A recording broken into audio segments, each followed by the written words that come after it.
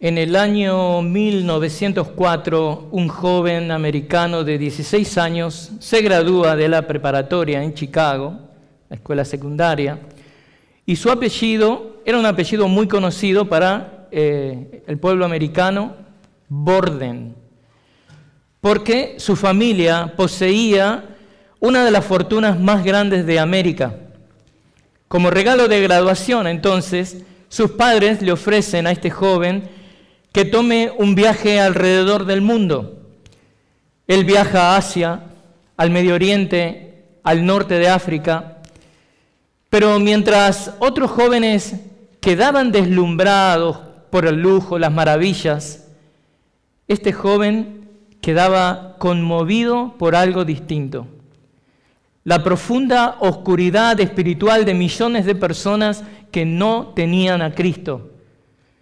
Allí, en medio de los contrastes entre la riqueza y la pobreza, entre la religión y el vacío que esas personas tenían, este joven, William Borden, siente un llamado del cielo en su mente, en sus convicciones, en su corazón. Y él escribe en su Biblia 2 palabras: no reservas. Y Borden estaba diciendo: no me estoy guardando nada para mí. No reservo mi futuro, no reservo mi riqueza, mis sueños, ni mi seguridad. Todo es de Cristo. Este joven no se estaba guardando nada, ni estaba usando sus privilegios para sacar algún tipo de provecho para sí. Él quería, como Cristo, renunciar a todo para ponerlo al uso de la expansión del Evangelio, para poder alcanzar almas perdidas que se encaminaban a un infierno eterno. Y hermanos, hermanas, esta ilustración refleja la actitud de Cristo, quien toma forma de esclavo para salvar a aquellos esclavizados por el pecado y la muerte.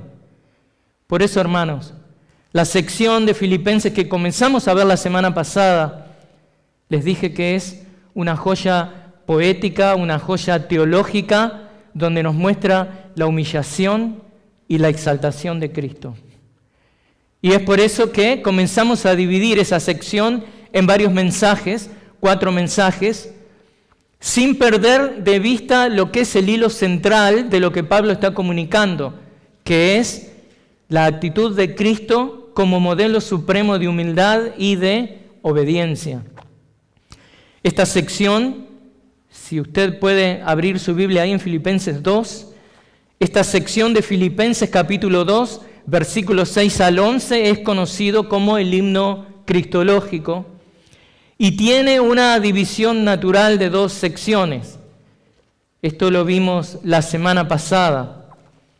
La humillación de Cristo, que lo encontramos en los versículos 6 al 8.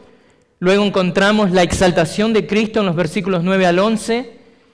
Y lo que comenzamos a hacer la semana anterior es seguir estas subdivisiones temáticas bien claras que nos presenta ahí el libro, para poder estudiar esta sección de la humillación de Cristo en varios mensajes. La semana pasada vimos la humillación de Cristo, renuncia a sus derechos, eso lo vimos desde el versículo 6. Hoy veremos la humillación de Cristo en que toma forma de siervo, en el versículo 7. Toma forma de esclavo. Y si Dios lo permite, la semana entrante veremos la humillación de Cristo, se humilló hasta la muerte, versículo 8.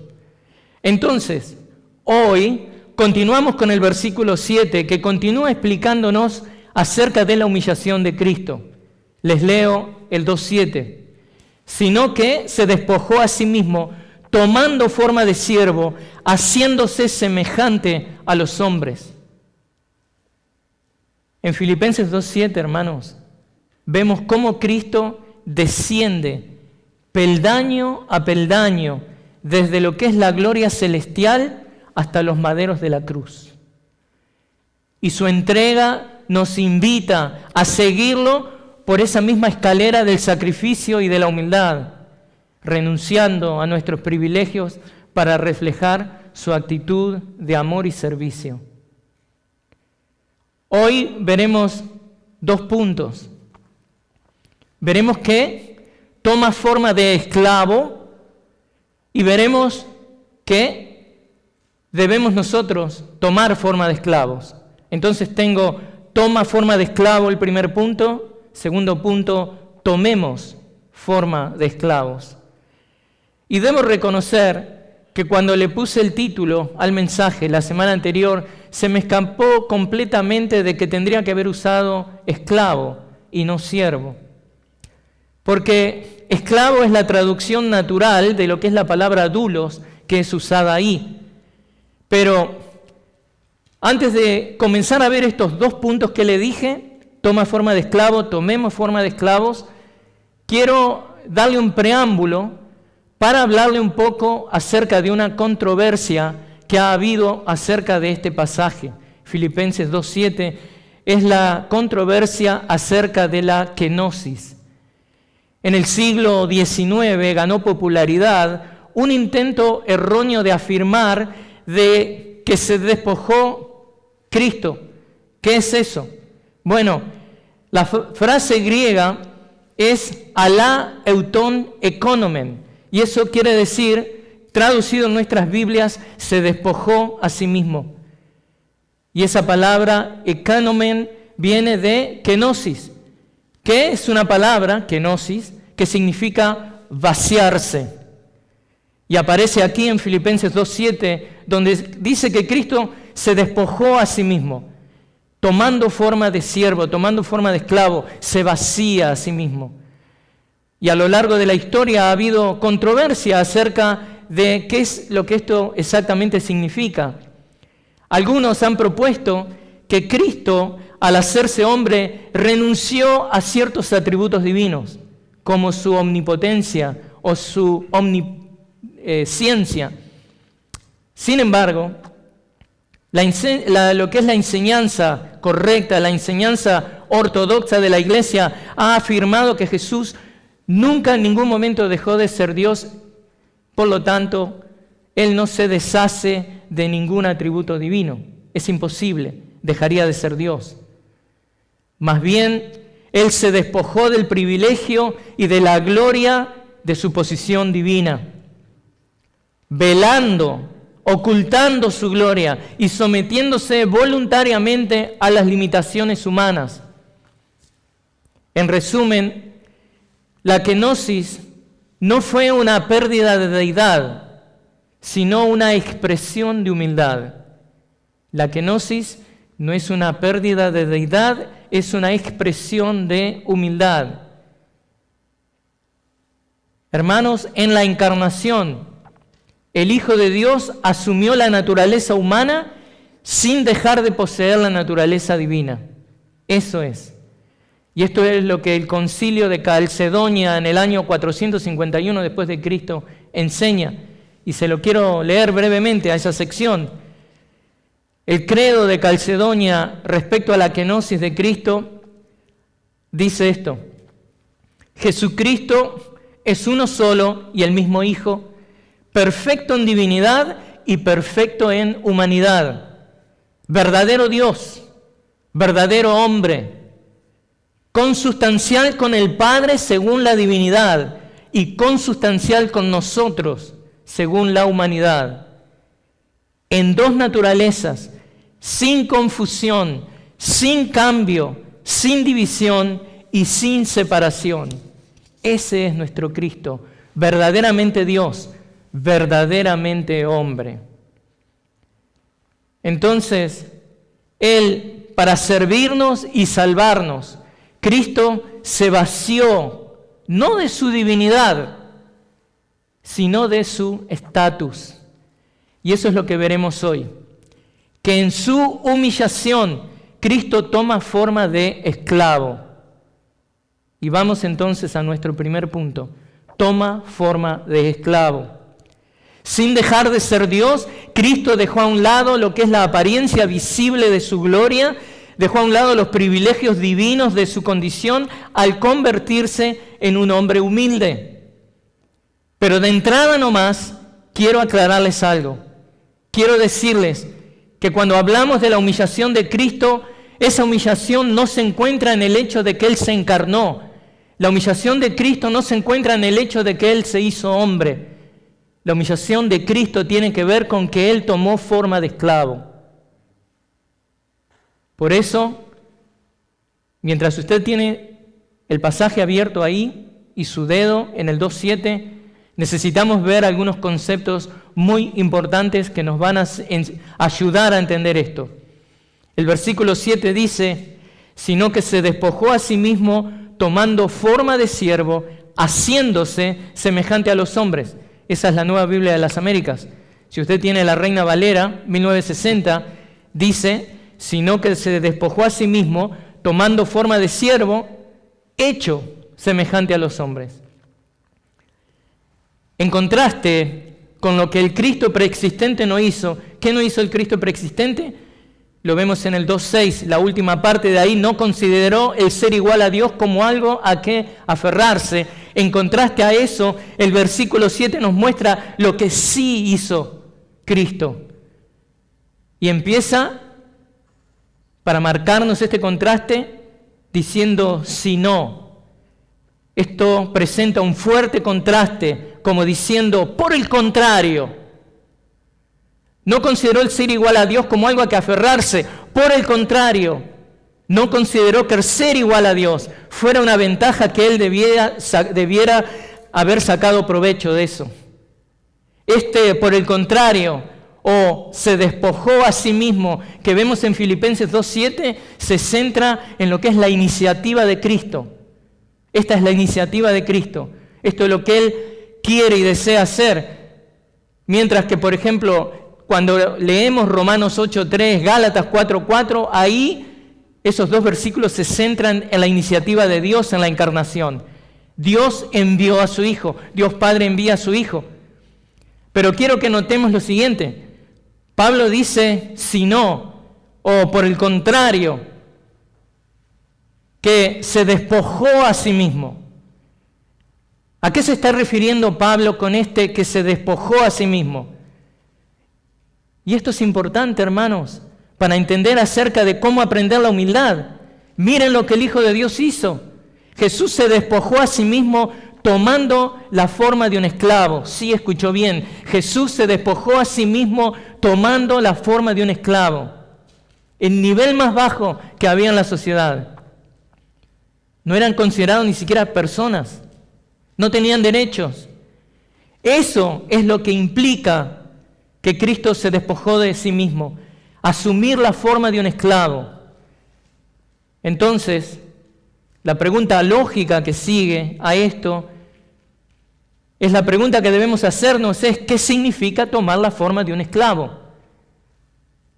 Y para entender eso debemos hablar de la encarnación, que ya les aclaré, la humillación no es que Cristo se encarnó, pero necesitamos entender la encarnación para luego hablar de la forma del esclavo. Entonces, miremos en la Biblia. ¿Qué les parece? Están ahí en Filipenses 2.7. En esa sección, Pablo describe la encarnación en dos lugares. Al final de lo que es el versículo 7 y luego al comienzo del versículo 8, que ustedes tienen ahí. Y si bien las dos frases dicen lo mismo, ellas tratan de lograr comunicar cosas distintas. ¿Cómo es esto? Por ejemplo, cuando en el versículo 7 dice, haciéndose semejante a los hombres, ahí habla del nacimiento sin pecado del Mesías. Se refiere al nacimiento sin pecado del Mesías. En cambio, cuando habla en el versículo 8 y dice, hallándose en forma de hombre, esto está subrayando la apariencia humana del Mesías. Entonces, miremos el versículo 7. El verbo que Pablo usa ahí para expresar ser hecho a semejanza de hombre, provee la idea de venir a la existencia, llegar a existir como hombre, a través de los medios naturales de lo que es la procreación humana, es decir, cómo es que él vino a nacer. Un ejemplo lo encontramos en Gálatas 4.4, cuando habla de que él es nacido de mujer, nacido bajo la ley. Yo se los leo. Pablo escribe ahí en Gálatas, pero cuando vino la plenitud del tiempo, Dios envió a su Hijo, nacido de mujer, nacido bajo la ley. Y esto significa que Él nació en semejanza de hombre. Aquel que nace del Padre en la eternidad, el Hijo unigénito, sin haber sido creado, lo que se llama la eterna generación del Hijo del Padre. Este Cristo, el Hijo, siendo eternamente generado, sin haber sufrido cambios, Él ahora también nace en el universo que Él mismo crea como alguien que tiene naturaleza humana. Y lo que hace al hacer eso es reflejar humanamente quién es Él en su divinidad. Él es Hijo. Por eso Dios Padre no se encarna, por eso el Espíritu Santo no se encarna. ¿Quién se encarna? El Hijo. Y la encarnación de Cristo refleja quién Cristo es en su divinidad. Entonces, lo que Él está haciendo en la encarnación es reflejar quién es Él eternamente. Pero ahora ha nacido en el tiempo. Ahora, ese concepto tengámoslo ahí en mente. Pero veamos también el término que Pablo usa ahí en el versículo 7, si lo buscan ahí, cuando dice semejanza. ¿A qué se refiere con eso? Semejanza. Bueno, también esa palabra semejanza puede ser entendida como similar en apariencia, como imagen, como forma o como una copia. Pero ahora, ¿por qué es que Pablo utiliza este lenguaje que él tiene apariencia de hombre? Convengamos que Pablo no puede estar diciendo que él es algo distinto a un hombre, porque si Pablo dijera eso estaría enseñando un error. Estaría contradiciendo lo que Juan dice en 1 de Juan 4:2, que dice: en esto ustedes conocen el Espíritu de Dios. Todo espíritu que confiesa que Jesucristo ha venido en carne es de Dios. Entonces Pablo no está contradiciendo eso. ¿Por qué usa esta terminología? Pablo no puede estar diciendo que Cristo es algo distinto a un hombre, porque si no también estaría contradiciendo 2 de Juan 7, cuando dice: pues muchos engañadores han salido al mundo que no confiesan que Jesucristo ha venido en carne. Ese es el engañador y el anticristo. Entonces, Pablo no está diciendo que Cristo no es hombre. Por eso debemos partir de la base de que Pablo no está diciendo que Jesús no es realmente humano. Lo que Pablo está diciendo es esto, hermanos. Pablo está negando algo acerca de Jesús. ¿Qué es lo que Pablo niega acerca de Jesús? Pablo está negando la pecaminosidad de la humanidad de Jesús. Pablo está negando que Cristo pudiera pecar. Pablo está negando que al nacer como hombre, Él ha heredado el pecado original de Adán. Pablo está afirmando que Jesús, aunque era hombre, nació sin la mancha del pecado original. Y no es sorpresa, porque es lo mismo que Pablo nos dice en Romanos 8:3, que habla de que nació en semejanza de carne pecaminosa. Les leo: pues lo que la ley no pudo hacer, ya que era débil por causa de la carne, Dios lo hizo enviando a su propio Hijo, escuchen, en semejanza de carne de pecado. En semejanza de carne de pecado. Y como ofrenda por el pecado, condenó al pecado en la muerte. O sea, ¿qué estamos aprendiendo de esta sección? De que Él es carne, es verdaderamente hombre, pero en semejanza de carne pecaminosa. Él no heredó el pecado original. Y eso va en línea con lo que nos dice 1 de Pedro 1:19, de cómo tenía que ser este sacrificio perfecto que iba a ser presentado a Dios por el pecado de aquellos que se arrepintieran, para pagar por el pecado de aquellos. 1 de Pedro 1:19 nos dice que Él, Cristo, es un cordero sin mancha. Eso va en línea con lo que es la concepción de Cristo, una concepción que es bendita, como nos dice Lucas 1:35. ¿Recuerdan algo que leemos mucho para las fiestas, para la Navidad? El ángel le respondió a María, el Espíritu Santo vendrá sobre ti y el poder del Altísimo te cubrirá con su sombra. Por eso el santo niño que nacerá será llamado Hijo de Dios. Y lo que estamos viendo es que en Filipenses 2:7, Él toma forma de esclavo. Él nace perfecto como humano, pero la humillación tiene que ver con que Él toma forma de esclavo.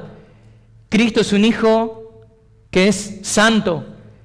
Y en ese proceso de santidad, de pureza, de perfección, es que Él es concebido. Entonces, Pablo está aludiendo a lo que es el proceso de generación natural, donde no hay pecado cuando Cristo es concebido. Pablo habla de que el Espíritu toma la carne de la mujer y forma un niño en su vientre sin la participación del pecado.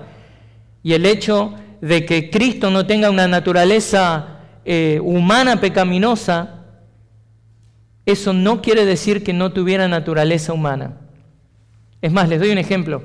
Adán es creado sin pecado, ¿no es cierto? Naturaleza humana que no tenía pecado. Entonces, Pablo dice que Jesús nació a semejanza de hombre. Aunque no tiene el pecado original, es verdaderamente un hombre. Su cuerpo, digamos, no es una caparazón que está vacía y que Dios llenó de algo, no. Su cuerpo, el cuerpo que Cristo todavía tiene y vive en Él, tiene un alma. ¿Cómo sabemos eso? Mateo 20:28 nos dice, así como el Hijo del Hombre no vino para ser servido, sino para servir y para dar su vida o para dar su alma en rescate por muchos. O Mateo 26:38 nos dice que vemos que su alma estaba afligida. En definitiva, el Cristo que nos redime.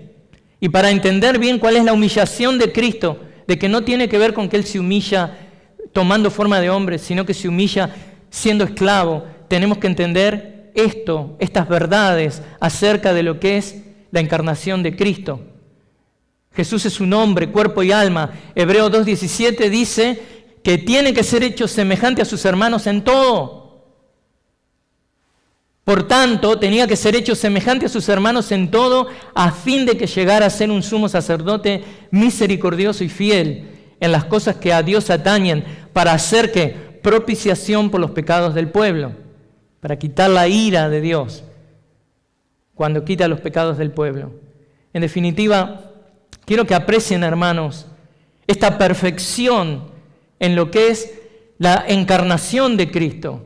Él es sin pecado para siempre y así permanecerá como un hijo del hombre. Entonces no hay nada malo con la encarnación de Cristo. Apocalipsis 1:13 nos dice esto: en medio de los candelabros vi a uno semejante al Hijo del Hombre, vestido con una túnica que le llegaba hasta los pies y ceñido por el pecho con un cinto de oro, semejante al Hijo del Hombre. Y aquí volvemos, por eso estoy elaborando esto, al concepto que les comentaba al principio al abrir este punto. Tanto Apocalipsis 1:13 como Hebreos 2:17 nos llevan a pensar que la humillación de Cristo no se refiere a su encarnación. Y yo sé que hay un concepto que anda siempre ahí. Oh, sí, Cristo se humilló, tomó forma de hombre, se hizo hombre.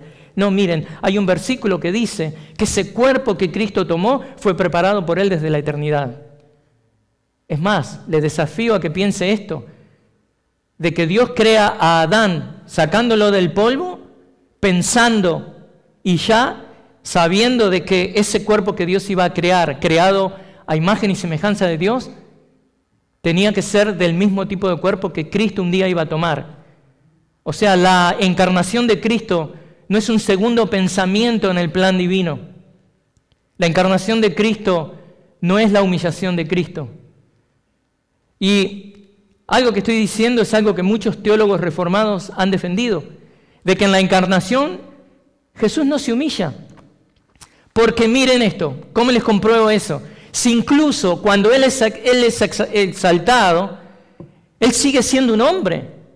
En estos momentos está delante de la presencia de Dios intercediendo por nosotros, como hombre. Dios, verdaderamente hombre. No podemos entonces decir que la humillación de Cristo tiene que ver de que Él es un hombre. En un sentido, lo que tenemos que entender es que la encarnación es como una etapa preliminar. La encarnación es un paso necesario para llegar a la humillación de Cristo. ¿Cuál es la humillación de Cristo? Que Él se haga un esclavo. Que Él sea un esclavo de Dios. En su primera venida aparece como un hombre. De nuevo, esas líneas de Pablo, que le invité que me siguiera, que se refieren a la encarnación, tanto en el versículo 7, Pablo se refiere al nacimiento sin pecado de Jesús. Y luego en el versículo 8, como también viéramos, se refiere a su humanidad. O sea, ¿qué sacamos en limpio de esto? Que no hay humillación en su encarnación, sino que la humillación está en que Él toma forma de esclavo, que Él oculta su gloria. ¡Oh, qué verdad más maravillosa!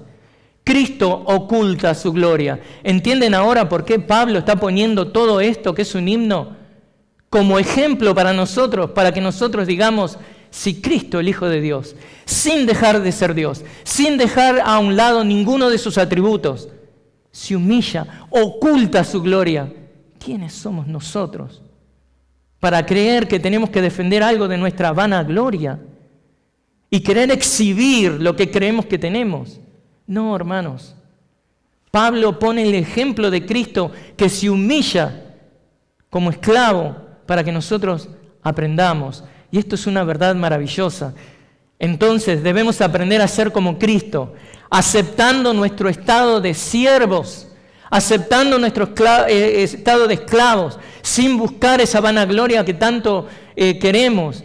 Cuando en una conversación por ahí no se habla de uno, enseguida estamos ahí. Pero... ¿no? Queriendo aportar algo que hable de nosotros, que apunte a nosotros. Pero Cristo no era así. Por lo tanto, el despojamiento de sí mismo, de Cristo, consta de dos etapas. La encarnación, que esa no es la humillación, y la adopción de esta forma de esclavo. Y esto es lo que debemos aprender del despojamiento de Cristo o de la kenosis. El versículo 7 dice, sino que se despojó a sí mismo. Y muy importante también es ver el verbo ahí, despojó, es un participio, en un sentido le da información, califica el verbo que está actuando ahí, y lo que nos hace es mostrar el medio por el cual Cristo se despoja. Entonces, ¿cómo es que se despoja el Hijo? Esa es la pregunta. La humillación de Cristo toma forma de siervo. ¿Cómo es que se despoja el Hijo? Lo hace tomando la forma de un esclavo.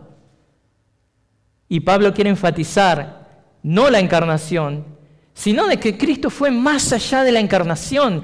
Cristo abrazó la esclavitud. Es la renunciación total. Es el ejemplo más grande, más humilde de lo que es renunciación por el bien de otros. Esta es una humildad maravillosa. Y que esto es significante, hermanos, se aprecia en el hecho de que la palabra, y vamos a ver algo técnico también, pero es importante, la palabra en el versículo 7, que se usa para forma de siervo, es una palabra, morfei, pero en el versículo 8, si usted está ahí, esa palabra es mucho más fuerte que la palabra, digamos, otra palabra que se usa. Hay una palabra, es esquema, da la idea de una transición sin continuidad.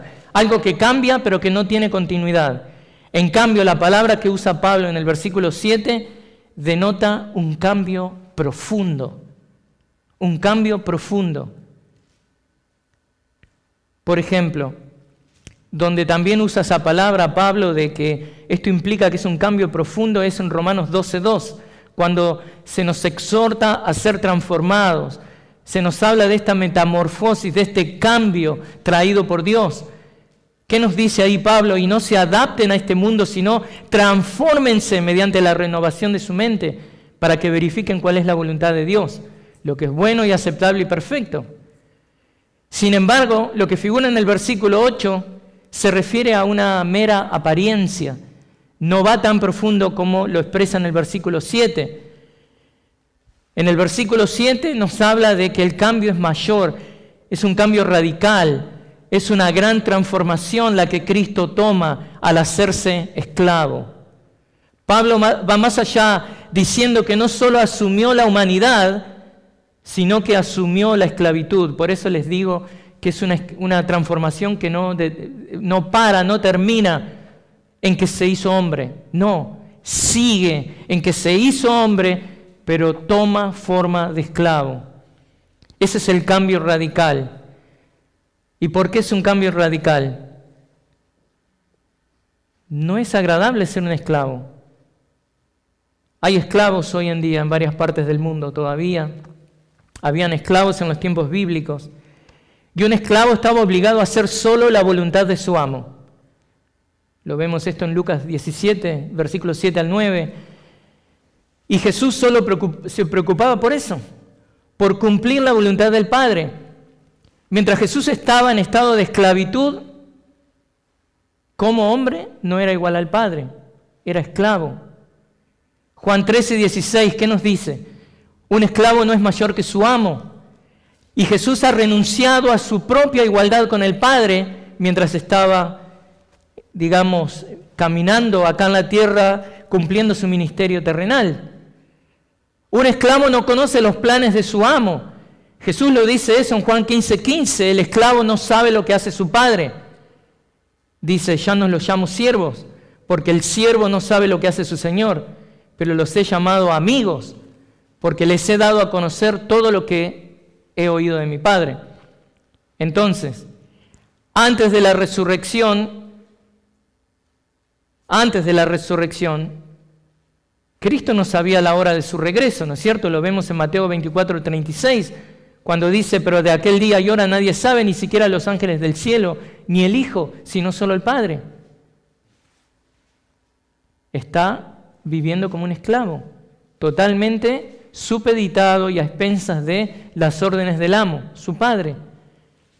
Entonces, como Dios, obviamente en su naturaleza divina, Jesús sí sabía todo. Recordemos lo que estamos aprendiendo.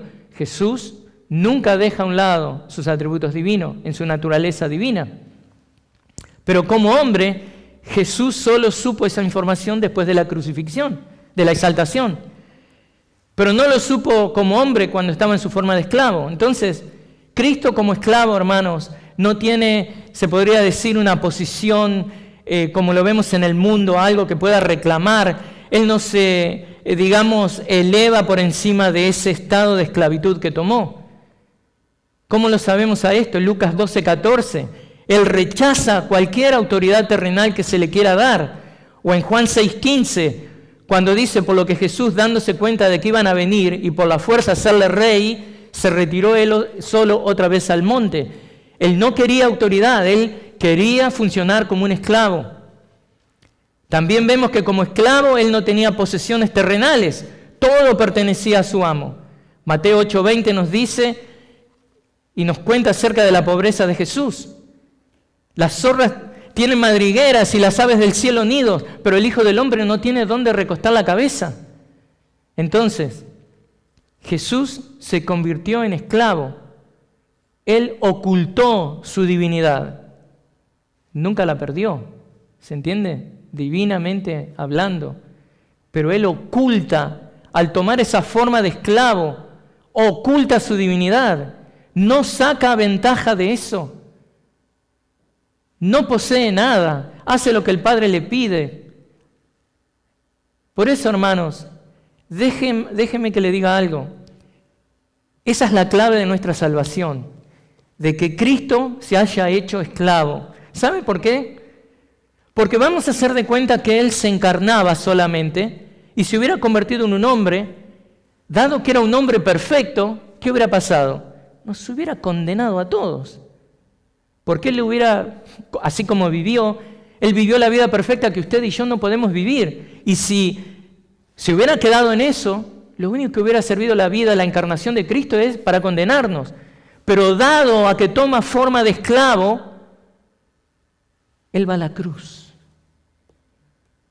El hombre perfecto habría puesto de manifiesto nuestra pecaminosidad sin ofrecernos ninguna ayuda. Sin embargo, como Cristo es esclavo, como era esclavo, pudo convertirse en nuestro sustituto. Cristo se sometió a sí mismo para satisfacer las exigencias de la ley del Padre para nuestra salvación. El Padre lo llamó a vivir la vida perfecta que nosotros no podíamos vivir. Entonces, ¿qué debemos aprender de eso? De que ahora sabemos cuál es la humillación de Cristo. Tomó forma de esclavo por amor a nosotros.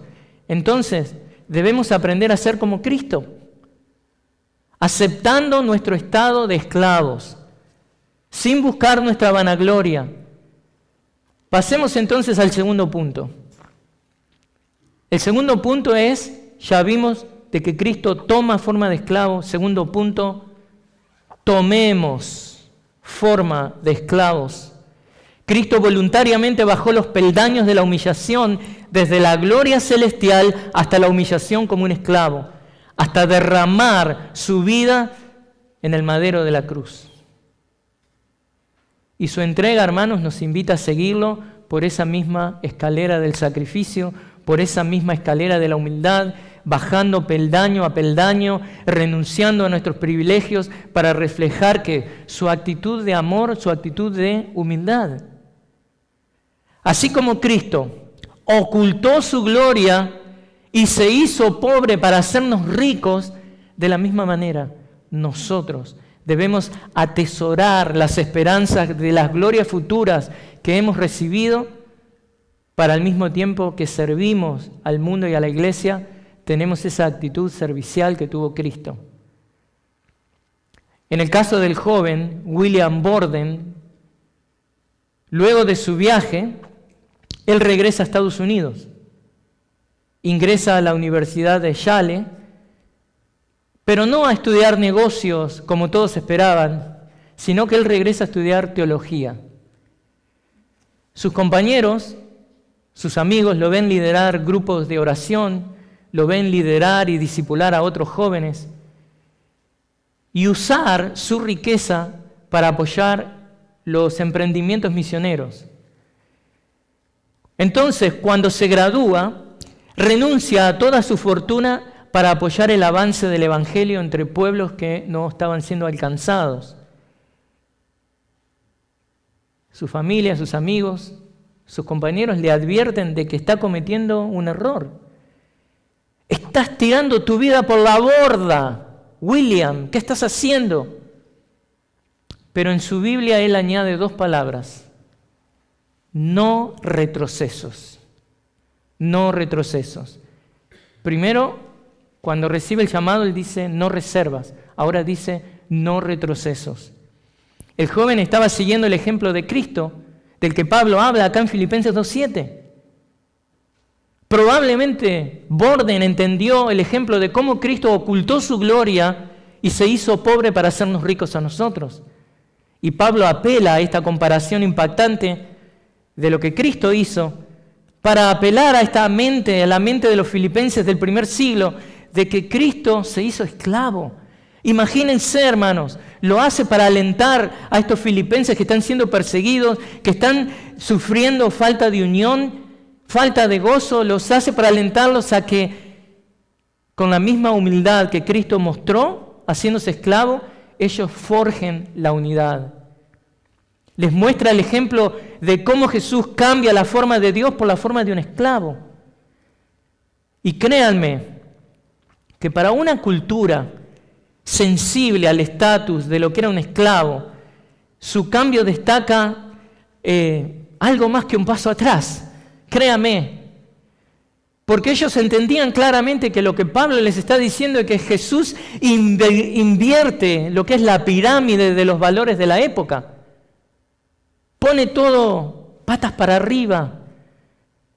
Pero Pablo no se limitó a ignorar las distinciones del estatus de esclavo, sino que, así como hizo Cristo, Cristo las redefine desde una perspectiva divina, prefiriendo la humildad al honor. Y la Escritura constantemente aconseja a los cristianos a favor de ese movimiento descendiente. ¿A qué me refiero?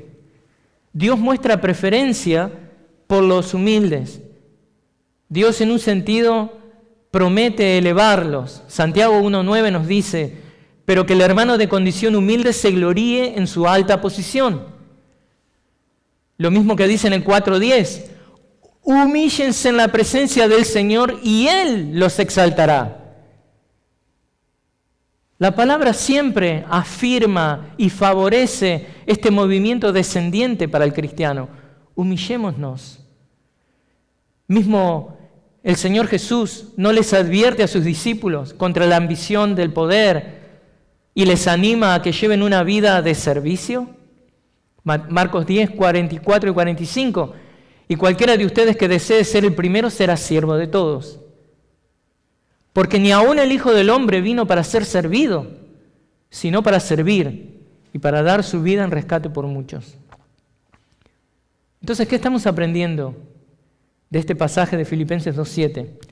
¿Qué estamos aprendiendo de esta predicación que se llama la humillación de Cristo toma forma de siervo? Vimos en el punto 1 que Cristo toma forma de esclavo. Ahora estamos viendo de que estamos llamados nosotros a que tomemos forma de esclavos, porque en la economía de Dios el estatus es menos importante que el sacrificio. El estatus es menos importante que el sacrificio. Pero bueno, les pido que estemos atentos a estos conceptos, porque algo que debemos aprender acerca de cómo debemos tomar forma de esclavos es lo siguiente. Que bajemos con Cristo la escalera de la humildad y la abnegación significa que imitemos el ejemplo de Jesús, pero a su vez no garantiza resultados. Jesús, como vimos, invirtió la pirámide social y Él lo hizo como un acto de obediencia para asegurar la salvación del mundo. Pero ¿qué pasa con nosotros? Bueno, como un acto de obediencia nosotros también tenemos que aceptar esta forma de esclavos para enriquecer a nuestra comunidad, empezando por nuestra familia, siguiendo por la comunidad local de la iglesia, siguiendo por el lugar del trabajo, por donde vivimos.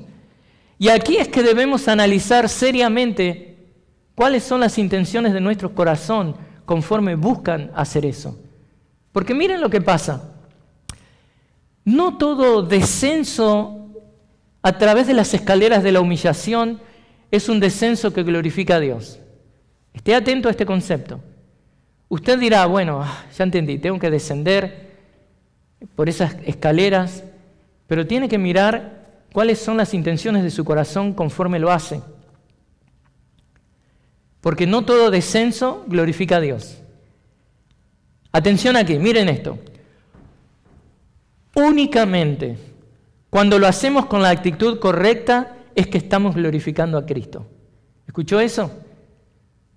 Cuando usted adopta el papel de siervo, de esclavo, únicamente cuando lo hace con la actitud correcta en su corazón, para la gloria de Dios, es que usted está glorificando a Dios.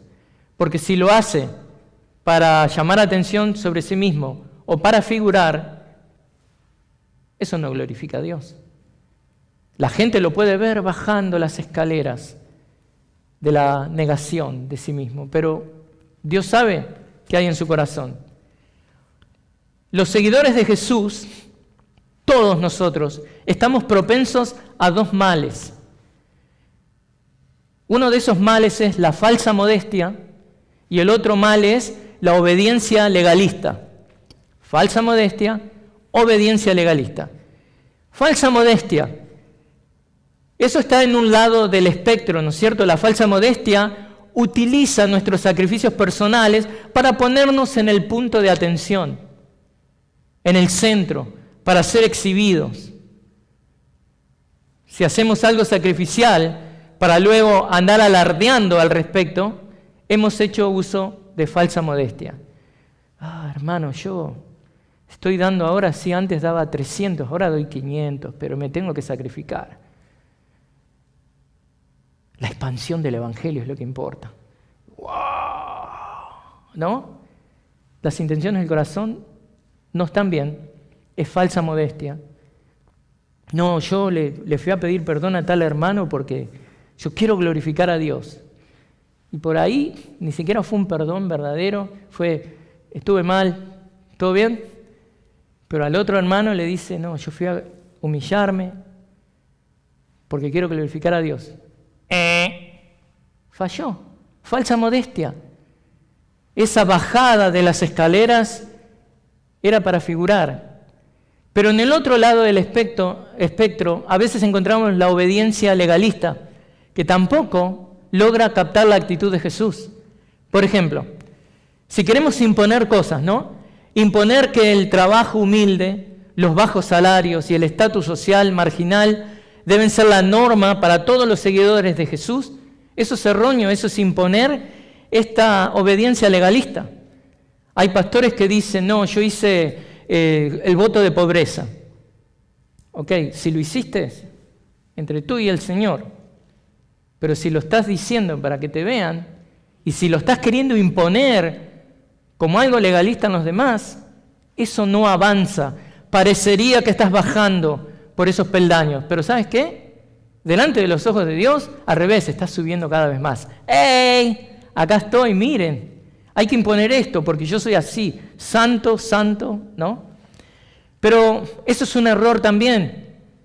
No todos los seguidores de Jesús bajarán en la escalera de privilegios. Eso es importante también. El sacrificio,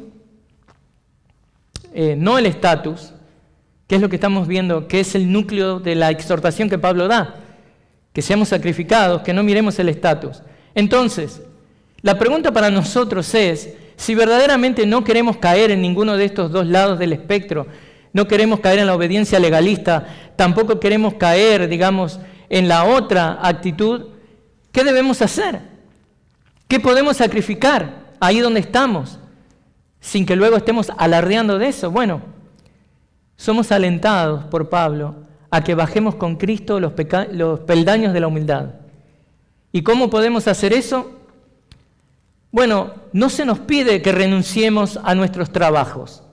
Usted no tiene que renunciar a su trabajo para hacerlo, para mostrar que, oh, qué humilde que es, oh, qué fe que tiene. No, tampoco se le pide que venda, que regale todos sus bienes. No se nos pide que nos mudemos a la calle, que ahora seamos indigentes. No todos tenemos que seguir los pasos de William Borden, el muchacho que les estoy dando el ejemplo. No todos estamos llamados a eso. Porque a veces renunciar completamente a nuestros privilegios no es algo prudente. Una, digamos, escalada descendiente, es verdad, termina, siendo algo que glorifica a Dios cuando lo hacemos con determinación, pero también cuando es algo que continúa con prudencia, que lo podemos afirmar con prudencia. Entonces, el siguiente peldaño que debemos bajar en la escalera del privilegio es que debemos ser buenos administradores agradecidos de lo que Dios nos ha dado, para pasar desde ahí a ser, ¿qué? Siervos sacrificados. O sea, usted puede mantener todo lo que Dios le ha dado, pero aún desde ahí bajar el peldaño y ser un siervo sacrificado. ¿Cómo hace eso? Bueno, en primer lugar, reconociendo que usted tiene privilegios dados por Dios, que usted tiene que administrar para la gloria de Dios. Dios nos ha dado a cada uno un cierto grado de estatus, de libertad, de riqueza, pero en vez de entrar en la loca carrera del mundo de acumular más y más bienes, debemos ser personas que están satisfechas y que no se aferran a esos privilegios. Debemos ser personas satisfechas que no están tratando de acumular más de sus privilegios, sino que simplemente los reciben como un regalo que Dios le ha dado y renuncian a ellos cuando Dios los llama ¿a qué? A renunciar de ellos. Entonces, no temamos asumir la forma de un esclavo, porque nuestra recompensa no está acá en la tierra, sino en el cielo. Disfrute lo que Dios le da, pero no lo agarre con toda su fuerza. Téngalo ahí, disfrútelo. Y si Dios le pide que lo deje, lo deja. El día de mañana que Dios le llame a la gloria, créame, no se va a llevar nada de acá. Entonces, ¿cómo podemos concluir esto, hermanos? El corazón de William Borden estaba impulsado con las riquezas eternas.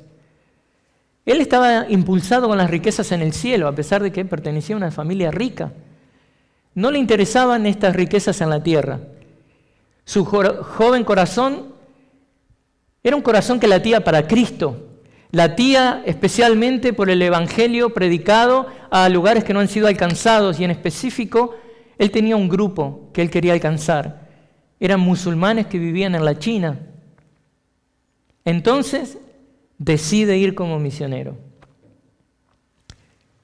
Antes de llegar, hace una parada en Egipto para aprender árabe. Tenía que aprender árabe. Pero estando allí, cae enfermo de meningitis espinal. Y en cuestión de días, muere a los 25 años. El mundo lo consideró un desperdicio. Pero al revisar su Biblia personal, encontraron una última inscripción. Una última inscripción escrita poco antes de morir. No arrepentimientos. No arrepentimientos. No reservas, no retrocesos, no arrepentimientos. Este joven vivió impulsado por el ejemplo de humildad de Cristo. 3 frases: no reservas, no retrocesos, no arrepentimientos. 3 frases, 3 decisiones y una vida que reflejó perfectamente el corazón de Filipenses 2:7. Se despojó a sí mismo, tomando forma de esclavo. Y la historia de William Borden muestra con fuerza, con determinación lo que significa despojarse de sí mismo. Cuando uno tiene todo para sí y decide entregarlo todo por amor a Cristo. Lo que esta historia nos enseña es que no hay entrega parcial cuando se sigue a un Cristo que lo entregó todo. ¿Usted entiende eso? No puede haber entrega parcial cuando usted está hablando de un Cristo que lo entregó todo. ¿Cómo podemos aplicar esto a nuestras vidas? ¿Cómo podemos aplicar estos principios a nuestra vida? Bueno, la humildad que aprendemos de la actitud de Cristo se demuestra cuando, en lugar de insistir en nuestros derechos, asumimos el papel de un humilde servidor o de un humilde esclavo. Jesús nos dejó un modelo de descender desde los peldaños de la gloria a la humillación de tomar, ¿qué? Forma de esclavo. Y para eso, Cristo ocultó su gloria, por lo cual nosotros también debemos resistir ser el centro de la atención. Debemos resistir el reclamar ser considerados y alabados. Resistamos ser el centro de toda conversación. Desviemos esa atención hacia Cristo. Debemos aprender a ser como Cristo, aceptando nuestro estado de ¿qué? De siervos, de esclavos. Jesús no aprovechó su estatus divino y glorioso. Así como Jesús no se aferró a su gloria, yo también debo aprender a soltar mis privilegios por amor a los demás. Eso es una realidad, hermanos. Jesús se rebajó al estatus ¿de qué? De esclavo. Y si Cristo se humilló para servir, yo no debo poner excusas para servir con humildad a quienes me rodean. Jesús se dejó morir como un criminal y de forma humillante. Jesús aceptó el sufrimiento injusto por amor. Entonces, se espera de alguien que ama a Cristo, de alguien que respira el mismo latido del corazón de Cristo, de que también esté dispuesto a seguirle, incluso cuando eso significa ¿qué? Sacrificio. Tal vez parece que todas sus cosas, toda su vida queda en pausa y las cosas quedan ahí. Usted no tiene idea cómo continúa esto, pero usted sacrifica todo por servicio a Cristo. Y cuando hablo de eso, hermanos, no estoy diciendo que debe ser un sacrificio orar, que debe ser un sacrificio leer la palabra, ir a la iglesia. No, esas cosas tienen que estar con nosotros siempre, pero sí debemos ser sacrificados en la manera en la que nos amamos unos a otros. Sí debemos sacrificados en hacer cosas concretas, cosas tangibles por el otro, para asegurarnos que la vida de nuestros hermanos y hermanas están siendo bendecidas, porque esto fortalece nuestras vidas, fortalece la vida de los demás y fortalece nuestra congregación. Eso nos ayuda, hermanos, a alcanzar el nivel de unidad, a alcanzar el nivel de gozo que Dios desea que vivamos en la iglesia local. Por eso es que Pablo comparte este Filipenses 2:7 en esta sección. Oremos. Padre, para todo esto no somos suficientes para hacerlo. Ayúdanos, Señor. Derrama tu gracia sobre nosotros. Que podamos bajar junto con Cristo los peldaños de la humillación. Desde aquel lugar que consideremos glorioso hasta tomar y arribar a aquel lugar que consideremos que es lo que no merecíamos, pero que lo hagamos por amor a Cristo, para imitarle y por amor a los demás, para servirles. Amén.